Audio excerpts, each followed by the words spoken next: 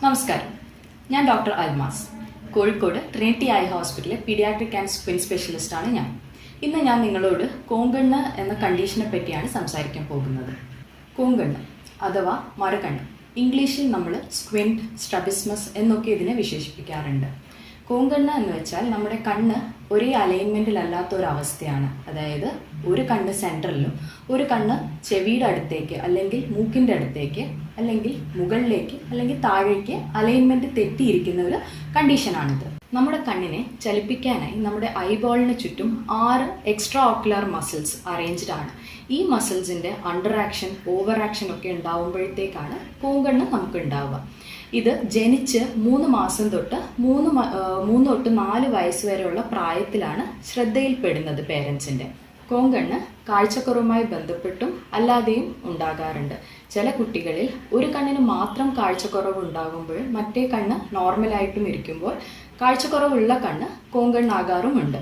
കോങ്കണ്ണ് മാതാപിതാക്കളുടെ ശ്രദ്ധയിൽപ്പെടുമ്പോൾ അല്ലെങ്കിൽ ഒരു ചെറിയ സംശയം തോന്നുമ്പോഴോ സ്കിൻ സ്പെഷ്യലിസ്റ്റിൻ്റെ അടുത്ത് വന്ന് ഒരു ഡീറ്റെയിൽഡ് ഇവാലുവേഷൻ ചെയ്യേണ്ടത് നിർബന്ധമാണ്. ചില കോങ്കണ്ണിന് നമുക്ക് കണ്ണാടി വെച്ച് തന്നെ ചികിത്സ നൽകാൻ കഴിയും. ചില കോങ്കണ്ണിന് സർജറി തന്നെ ചെയ്യേണ്ട ആവശ്യമുണ്ടാകും.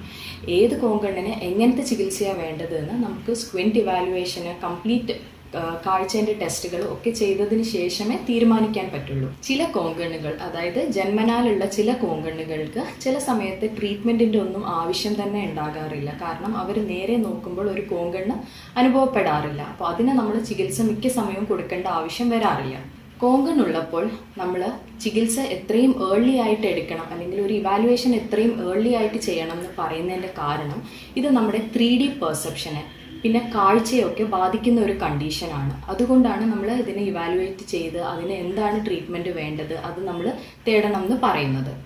ആംബ്ലിയോപ്യ അല്ലെങ്കിൽ ലേസി ഐ ഓർ മടി പിടിച്ച കണ്ണ്, ഇത് കോങ്കണ്ണുമായി വളരെ അടുത്ത് ബന്ധപ്പെട്ട് കാണപ്പെടുന്ന ഒരു കണ്ടീഷനാണ്.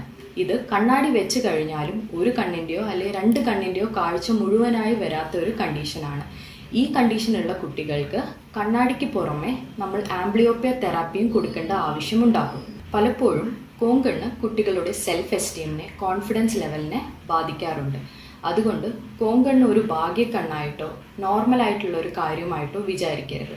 പേരൻസ് ഉടനെ തന്നെ അതിന് ചികിത്സ തേടേണ്ടതാണ്. Thank you.